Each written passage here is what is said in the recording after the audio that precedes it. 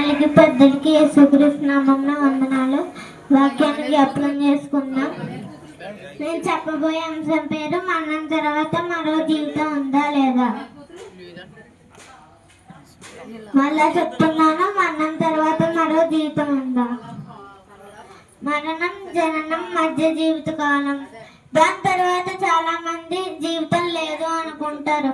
పుట్టినప్పటి నుంచి మరణించే వరకు ఏం తిందుము, ఏం తాగుదుము, ఏం సుగిందుము, ఏం ధరించుకుందాము, ఎవరిని పెళ్లి చేసుకుందాం, ఏ కారు కొనుక్కుందాం, ఏ బట్టలు కొనుక్కుందాం, ఈ ఆలోచనలు తప్ప మనిషికి మరణం తర్వాత మరో జీవితం ఉందని మనుషులకి మధ్య ఆలోచనే లేదండి.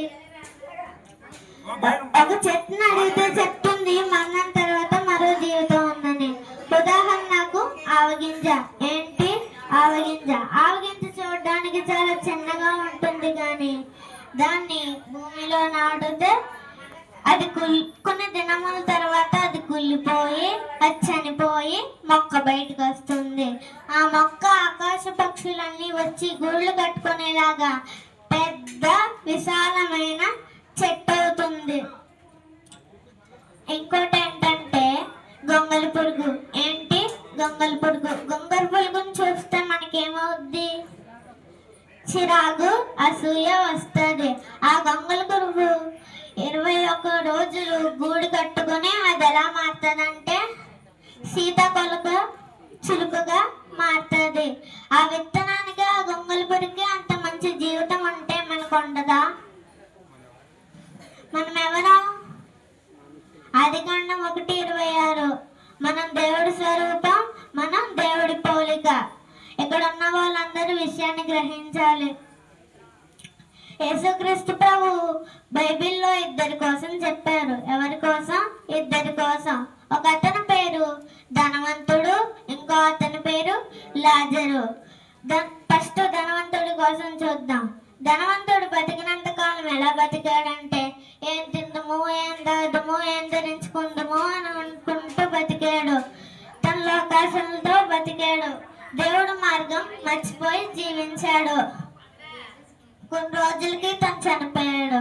తన ఇంటి ముందు ఒక బీదవాడు ఉండేవాడు. అతనికి కుష్ఠరోగం కూడా ఉంది. అతను ఎవరు? లాజరు.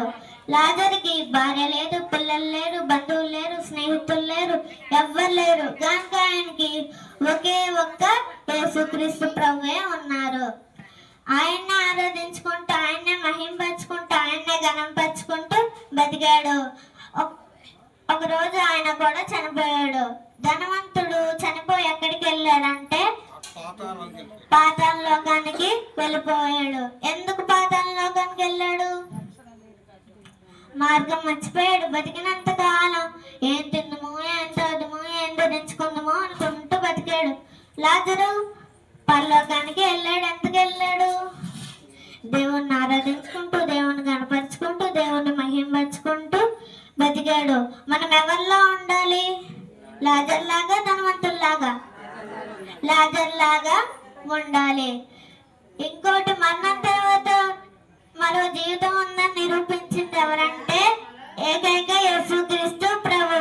అతను పరలోకం నుంచి భూలోకానికి వచ్చి నీ పాపాల కోసం, నా పాపాల కోసం, ప్రజలందరి పాపాల కోసం ప్రాణం పెట్టి సజీవుడే మరలా తిరిగి లేచాడు.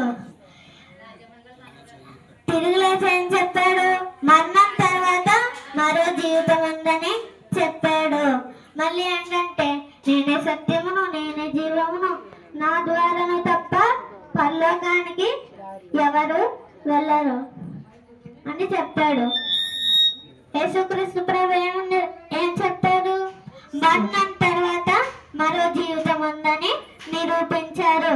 మార్కు 16:16. నమ్మి బాప్తిసం పొందువాడు రక్షింపబడును, నమ్మని వారికి శిక్ష విధించబడును. ఇదే అనుకూల సమయం, ఇదే రక్షణ దినం. నా మాటలు ఇప్పటి వరకు మీ అందరూ విన్నందుకు థ్యాంక్ యూ.